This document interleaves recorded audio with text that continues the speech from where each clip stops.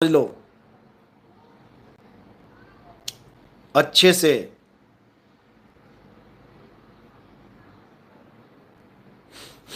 नीरज, अरे मेरा तो जवाब दे दो कि हम और भगवान कैसे एक हैं। क्या बात है। बहुत बढ़िया। जब तक आप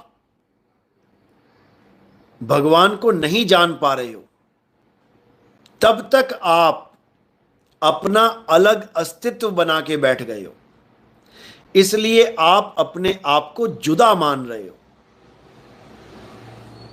समझे?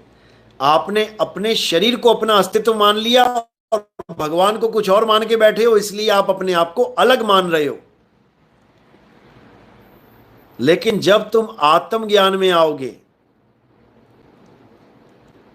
तब तुम्हें समझ में आएगा कि तुम भी अजर अमर अविनाशी हो। अभी तुम शरीर माने बैठे हो, इसलिए तुम्हें लग रहा है मैं तो कमजोर हूं, मैं तो कुछ कर ही नहीं सकता। अरे तुम इस जड़ शरीर को जान दे के बैठे हो, इस मुर्दा को तुम चला रहे हो। तुम्हारी वजह से मुर्दा चल रहा है, लेकिन तुम अपने आप को भूले बैठे हो और तुम इस मुर्दे को अपना रूप मान बैठे हो। बस यही दूरी है भगवान से। जिस दिन ये दूरी खत्म, तुम में और भगवान में कोई फर्क नहीं है। अब केवल इंतजार होगा शरीर त्यागने का।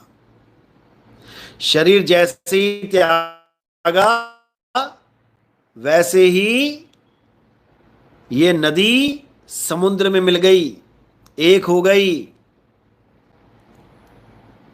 समझे? माया के कारण भूले हैं, माया के कारण इस माया में लिप्त होकर भूल गए हैं। ऐसी माया गले पड़ी कि सब कुछ भुला दिया।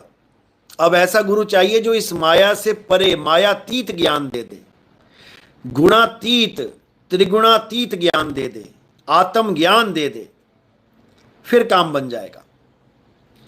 इसीलिए बोला गया अध्याय 7 में कि जो माया को लांग जाते हैं वही मुझे प्राप्त कर सकते हैं। माया को कैसे लांघेंगे?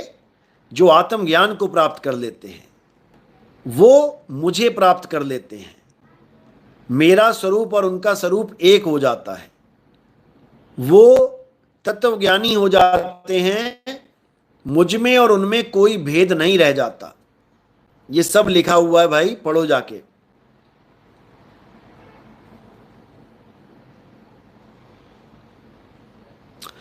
क्या श्वास श्वास से ध्यान करने से जाना जा सकता है? बिल्कुल नहीं। श्वासों का अजपा जाप करने से तुम प्राण योगी हो जाओगे। प्राण योगी आत्म ज्ञानी नहीं होता है। प्राण योगी